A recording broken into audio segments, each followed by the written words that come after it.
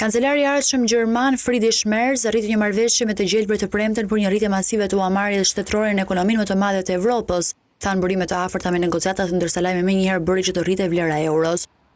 Konservatorët e Merz dhe socialdemokratët, të cilat janë në negociate për të formuar një qeveri pas zgjedhjeve të muajit të kaluar, kishin propozuar një fond prej 500 milionë eurosh për infrastrukturën dhe ndryshime gjithëpërfshirëse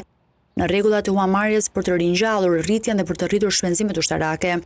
Dekada të konservatorizmit fiskal gjerman janë përmbysur nga ndryshime radikale të politikanëve të presidentit të SBA-s Donald Trump me Merzin, që ka paralajmëruar se një Rusi armiqësore dhe një SBA jo e besueshme mund ta lënë Evropën të ekspozuar. Megjithatë, për të arritur shumicën e të 2/3 të kërkuara për ndryshimet e nevojshme kushtetuese, ata kanë nevojë për mbështetjen e të gjelbërve, të cilat deri më tani kishin refuzuar planet e tyre, duke u shqetësuar se fondet e reja mund të përdoren thjesht për të financuar politika të tilla si shkurtimet e taksave. Të tre palët megjithatë arritën një marrëveshje të premten, thanë dy burime të afërta me bisedimet. Lajmi ngritën në qiell obligacionet qeveritare të eurozonës, aksionet dhe monedhat euro, me pritshmërinë se plani do të nxjisë ekonominë më të gjerë evropiane. Një burim i njohur me bisedime tha se kompromisi përfshin ndarjen e 100 milionë eurove për fondin e klimës dhe transformimit ekonomik.